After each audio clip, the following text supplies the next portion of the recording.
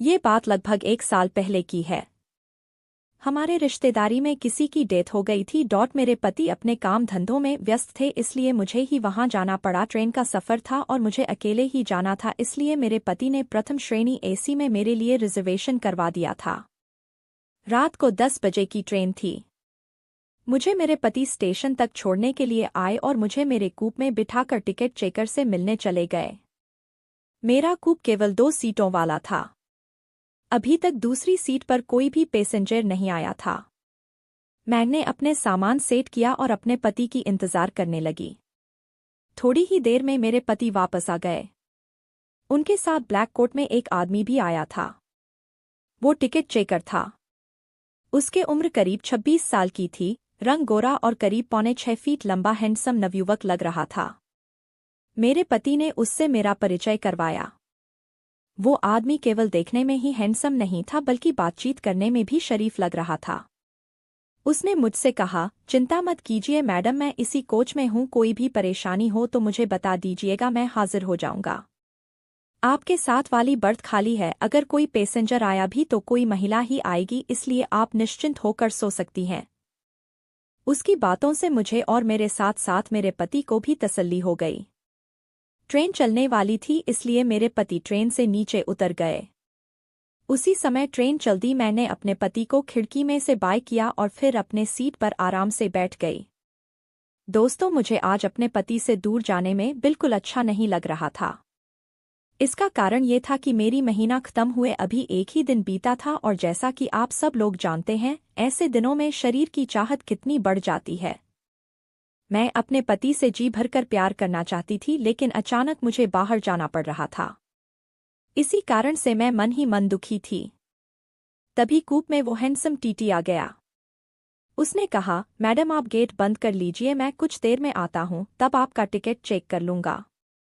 उसके जाने के बाद मैंने सोचा कि चलो कपड़े बदल लेती हूँ, क्योंकि रात भर का सफर था और मुझे साड़ी में नींद नहीं आती। ये सोचकर मैंने गाउन निकालने के लिए अपना सूटकेस खोला तो सर पकड़ लिया, क्योंकि मैं जल्दबाजी में गाउन के ऊपर वाला नेट का पीस तो ले आई थी, लेकिन अंदर पहनने वाला हिस्सा घर पर ही रह गया था। जो हिस्सा मैं लाई थी वो पूरा जालीदार था, जिसमें से सब कुछ दिखता था। करीब 2 मिनट बैठने के बाद मेरी अंतरात्मा ने मुझे एक नया निर्णय लेने के लिए विवश कर दिया। मैंने सोचा कि क्यों आज इस हैंडसम नौजवान से प्यार का मजा लिया जाए। ये बात दिमाग में आते ही मैंने वो जालीदार कवर निकाल लिया और पहन लिया। सारी तैयारी करने के बाद मैं अपनी सीट पर लेट गई और मैगजीन पढ़ते हुए टीटी का इंतजार करने लगी। मुझे इंतजार करते करते 5 मिनट बीत गए, तो मैंने सोचा कि क्यों न पहले खाना खाकर फ्री हो लूं। ये सोचकर मैंने अपना खाना निकाल लिया, जो मैं घर से साथ लाई थी। खाना शुरू करते हुए मैंने सोचा कि खाने के बीच में टीटी टिकट चेक करने आ गया तो बीच में उठकर टिकट निकालना पड़ेगा। ये सोचकर मैंने अपने पर्स में रखा टिकट निकाल लिया। टिकट हाथ में आते ही मेरी आंखों के सामने उस टीटी का जवान शरीर घूम गया और मेरे अंदर की औरत ने अपना काम करना शुरू कर दिया। पूरी तैयारी के बाद मैं खाना खाने लगी। तभी मेरे कूप का गेट खुला और टीटी अंदर आ गया। अंदर आते ही मुझे पारदर्शी कपड़ों में देखकर बेचारे को पसीना आ गया। वह बिल्कुल सकपका गया और इधर उधर देखने लगा। मैंने उसका हौसला बढ़ाने के लिए उसकी तरफ मुस्कुरा कर देखा और कहा, आइए टीटी साहब बैठिए, खाना लेंगे आप। मेरी बात सुनते ही वह बोला, नहीं मैडम आप लीजिए, मैं तो बस आपका टिकट टिक करने आया था। कोई बात नहीं, मैं कुछ देर बाद आ जाऊंगा, आप आराम से खा लीजिए। मैंने उसे सामने वाली सीट पर बैठने का इशारा करते हुए कहा, नहीं, आप बैठो ना, मैं अभी आपको टिकट दिखाती हूँ। यह कहकर मैंने अपना खाने का डिब्बा नीचे रख दिया और टिकट ढूंढने का नाटक करने लगी। ये सब करते हुए मैं बार बार नीचे झुक रही थी ताकि वो जी भर के देख ले। ये सारी हरकतें करते हुए मैं ये इंतजार कर रही थी कि वो खुद मेरे लेफ्ट में रखे हुए टिकट को देख ले, और हुआ भी ऐसा ही। उसने मेरे लेफ्ट की ओर इशारा करते हुए कहा, मैडम लगता है आपने टिकट अपने लेफ्ट साइड में रख लिया है। मैंने अनजान बनते हुए अपने गले की तरफ देखा और हंसते हुए कहा यार। बोलते बोलते मैंने अपने खाना लगे हुए हाथों से उसको निकालने की नाकाम कोशिश की और इधर उधर से उंगली डालकर टिकट पकड़ने की कोशिश करते हुए उसे अपने लेफ्ट के दर्शन करवाती रही। जब मेरी उंगली से टकराकर टिकट और अंदर घुस गया तो मैंने मुस्कुराते हुए उससे कहा, सॉरी यार, अब तो आपको ही मेहनत करनी होगी। मेरी बात सुनते ही वो उठकर मेरे पास आ गया और मेरे गाउन में हाथ डालता हुआ बोला, क्यों नहीं मैडम, मैं खुद निकाल लूंगा। ये बात कहते हुए वो बड़ी अदा से मुस्कुरा उठा था। उसने डरते डरते मेरे गाउन के अंदर हाथ डाला और टिकट पकड़कर बाहर खींचने की कोशिश करने लगा। वो बेचारा टिकट निकलने से डर रहा था, इसलिए मैंने उसको इशारा किया और बोली, हाँ, आप टिकट हाथ डालकर निकाल लो न प्लीज। मेरी बात सुनते ही उसके हौंसले बुलंद हो गए। मैं तो यही चाहती थी, इसलिए मैं उसकी तरफ देखकर मुस्कुराने लगी।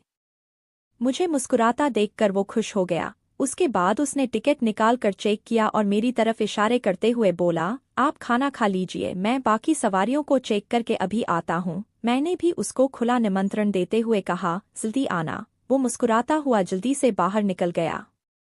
मैंने भी जल्दी जल्दी अपना खाना खाया और बड़ी बेसब्री से उसका इंतजार करने लगी।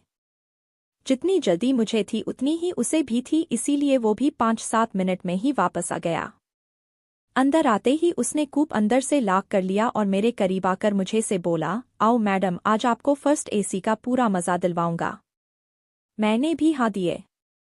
करीब 2-3 मिनट के बाद वो अलग हुआ और लगभग गिड़गिड़ाते हुए बोला, मैडम, एक प्रॉब्लम है। मैंने पूछा, क्यों, क्या हुआ? मैडम, मेरे साथ मेरा एक साथी और है इसी कोच में। अगर मैं उसको ज्यादा देर दिखाई नहीं दूंगा तो वो मुझे ढूंढता हुआ यहाँ आ जाएगा। वो बोला, अगर आप इजाजत दें तो क्या उसको भी बुला। उसके बाद सुनते ही मेरी खुशी ये सोचकर दोगुनी हो गई, चलो आज बहुत दिनों बाद एक साथ प्यार मिलने वाले हैं।